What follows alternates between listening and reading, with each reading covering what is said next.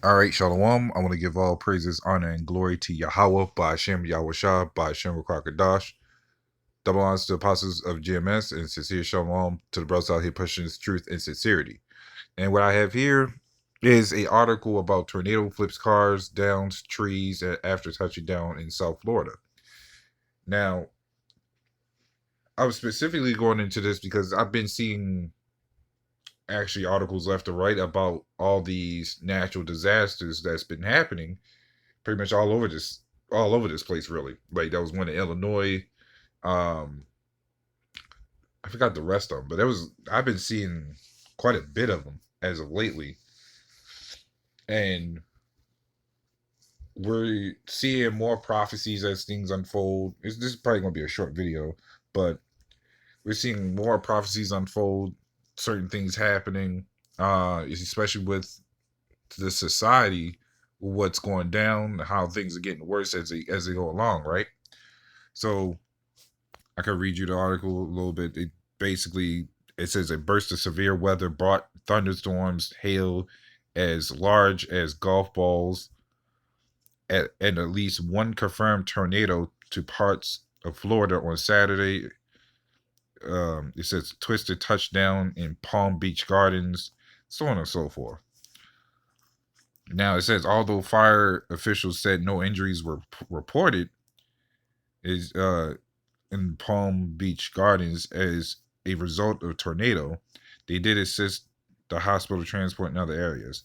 Now, in other areas like the one specifically at Illinois, I heard at least they had like 40 accidents as a bridge collapsed,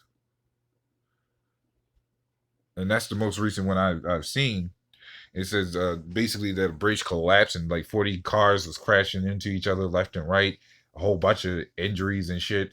So the Lord's bringing wrath or judgment upon this place slowly but surely, because it's all part of prophecy, number one, and that this place is it's showing that this place is nothing but a disaster, not just for natural causes, but for the wickedness that it attracts, right? So this is Isaiah 29:6. It says, "Thou shalt be visited of the Lord of hosts with thunder and with earthquake and great noise, with storm and tempest and the flame of devouring fire." Now, this is no new account, considering that there's been plenty of places that's been hit before. And as of recently, when the virus was the main popular mainstream, I did a video on a wildfire that was going pretty much left to right in a lot of the states that not even the firefighters can quench. So that Lord, the fact that the Lord actually made a fire that even Esau couldn't stop was a powerful sign, because he couldn't stop it, but only the Lord could stop it. How did that fire go away out of nowhere? But it was reaching from other parts of the states, and that was a huge fire. They had to evacuate certain cities because of that fire. But imagine when the Lord's dropped those missiles on this place, when you can't quench that type of fire. There's no way. There's nothing. Not even the ocean near it or around surrounding us can quench that type of fire, because it's going to be burning for a long time. Chernobyl was a prime example of, well, not Chernobyl, but well, actually, that's a prime example of an area that can't be fixed. Years of radiation. You would thought Esau would find a way to actually get rid of that radiation, but they can't. So this is Proverbs 1:26. It says, "I also will laugh at your calamity, when I will mock when your fear cometh. When your fear cometh as desolation, and your destruction cometh as a whirlwind. When distress and anguish cometh upon you, then shall they seek me, then shall they call upon me, but I will not answer. They shall seek me early, but they shall not find me. So with all this that's going on, and this is just not the first. This is one of the many things that's going to happen. But when Esau starts raising his horns up and trying to trot down people, and these natural disasters are going on, just like even now, and it will continuously keep happening. The Lord's already laughing at these people. I didn't get to do a video on it, but as far as I remember, that was a video about someone talking about the fire that they was in. They barely managed to escape, and they said they was on their knees praying to God that they make it out alive. Meanwhile, a lot of the other people in that area did not make it. So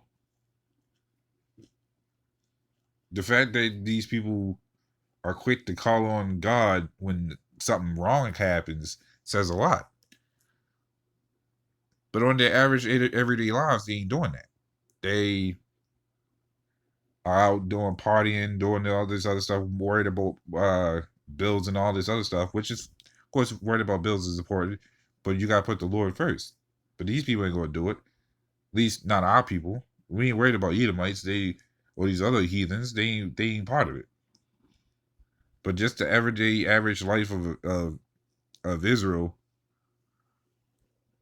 they just sunk into the claws of Esau. That's all they care about. Esau became their god.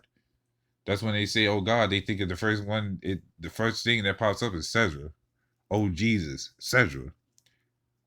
So, with all this that's going on, and mind you, you could look up all the disasters that's been happening of Israel recently. I think I've seen maybe a solid 10 or 15. That's what made me want to do a video on this. At least a quick one, showing that the Lord is still showing his power regardless, whether it be through weathers, whether it be through Esau, or whether it be through the collapsing of this place.